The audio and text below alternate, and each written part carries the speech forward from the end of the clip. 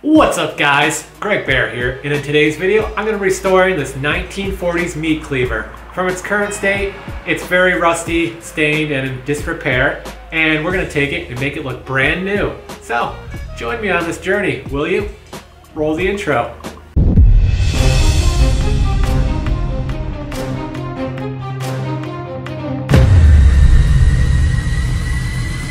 So like I said before, this meat cleaver does have a little bit of surface rusting, the handle's pretty stained, and there's some pitting in the metal as well. I know a lot of restorers will go through the process, they'll knock out these brass pins, take the handle off and completely restore that, but I have no idea how to get these brass pins back in once I knock them out, so I'm going to leave the handle on, just sand it down and restain it. And the process of getting the rust off here, I'm probably going to take a 40 grit sandpaper on my DA sander and just start knocking that down to get a nice even smooth surface, and then go from there. Move up sandpapers probably from the 40, maybe even move up to the 5000 by the time I'm done, and then start the polishing process. And this should have a nice mirror chrome like shine to it when we're all done, and the handle will look brand new. We can throw some castor oil all over it, make it super pretty, protected, and last probably another 70 years. So with that being said, let's get started. Just gonna clamp this guy down to the table.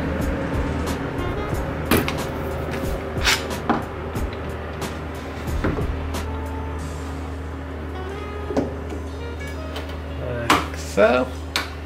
Make sure that doesn't go anywhere while I'm sanding it. Tell you what, these Harbor Freight clamps, they are not very good. Definitely gonna buy some new ones eventually. They fall apart. Well, hopefully that holds enough with the sander. Got the sander all set up here. We're probably going to start at about 3 on the dial for now. Don't want to go too fast. Want to be in super control right now. And we're just going to take this and slowly work all the surface rust off the cleaver here, get it nice and smooth, and then work our way up. Let's do it.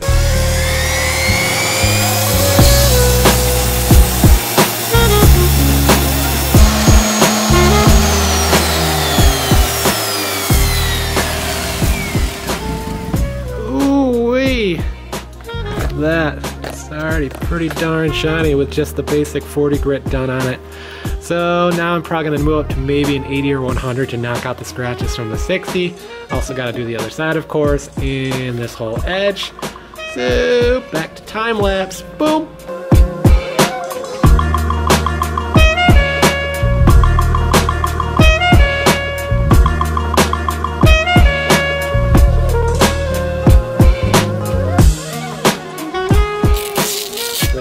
This 40 now for a 100.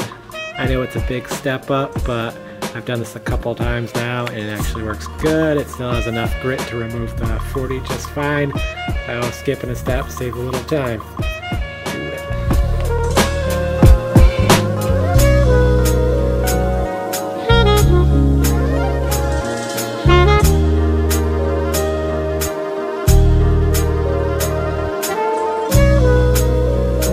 As you can see, this is starting to look really shiny now.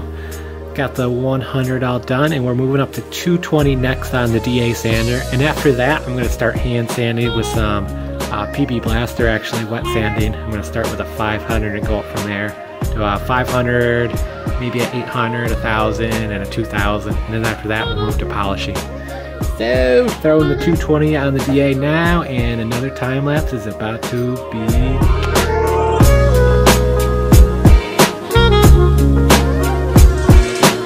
Here we are now, 220's done. I've got the PB Blaster right here, so we're just gonna start, throw a bit on here, wrap that around, nice and lubricated. And with this, I'm gonna wanna keep the grain the same way, so it'll give it a nice, straight, even grain pattern, so it's not all swirly anymore. So this is gonna take a little longer than the DA sander did, so let's go straight to the time lapse.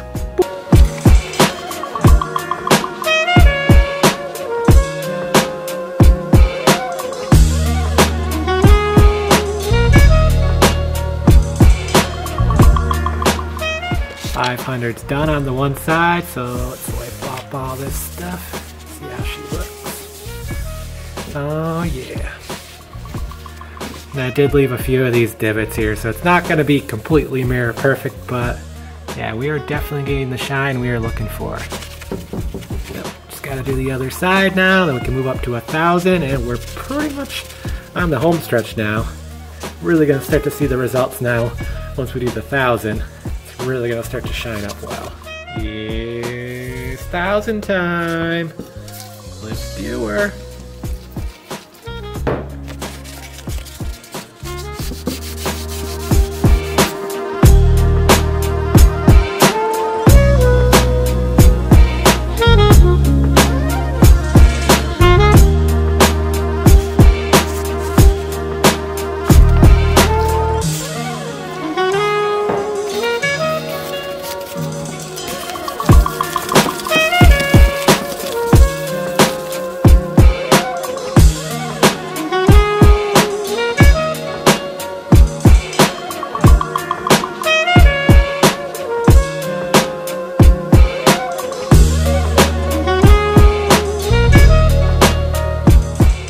So here we are, 2,000 grit sanding's done. We're completely done with sanding at this point, and we're gonna move on to buffing and polishing. I've got some super cheap turtle wax rubbing compound here, and we're gonna take my Dremel tool and buff the entire surface on both sides with that. And then we're gonna move to the metal chrome polish here, go over that, and after that, I'm just gonna throw a light layer of mineral oil on here. I've decided I'm actually going to leave the handle as is. I really like the old, gross human oil patina it has on it. So, got another 5 or 10 minutes in this project and we will be done. Cannot wait. So, with that being said, time lapse, here we come.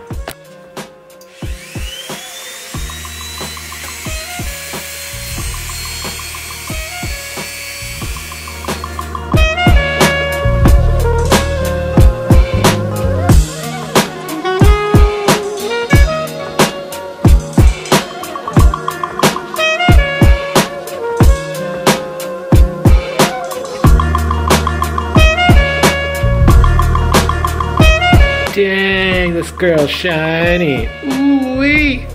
All right, we're on the final step now. A little bit of this chrome polish, and after that, oiling, done. Time lapse.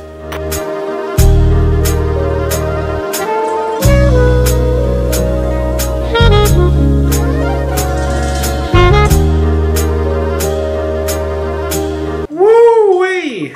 This puppy's shiny. I've got the auto exposure set on the camera, so I'm actually messing with it a little bit here. It's so shiny. Dang, that looks good.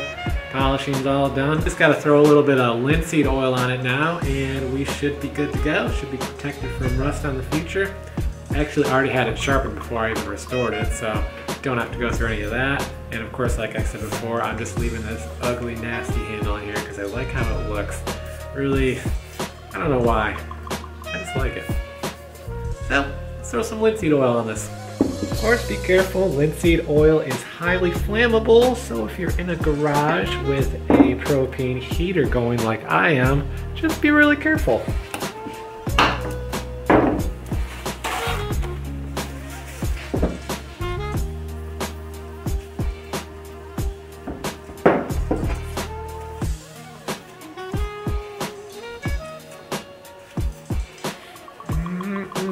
Nothing like the smell of boiled linseed oil. Get some on the handle too. That'll help protect it from any future staining or anything like that. Also protect the brass fittings nicely. And we got it nice and coated. Just wipe off the excess. And we are done.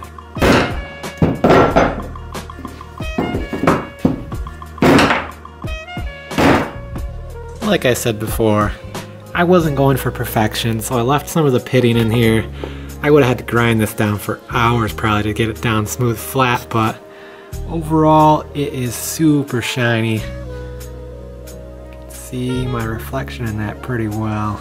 I am super happy with how this turned out. I like that I left the handle nice and aged and the brass still patinaed. You come down here and it's just brand new. Boom. This thing's gonna last another, who knows, a couple hundred years probably. So, if you like this video, definitely give it a like. If you want to see more, definitely subscribe to the Baer family. And if you want to stay in the know for all of my future uploads, turn on that notification bell and make sure it's set the notification on always. And I'll see you guys next video. Greg Baer out.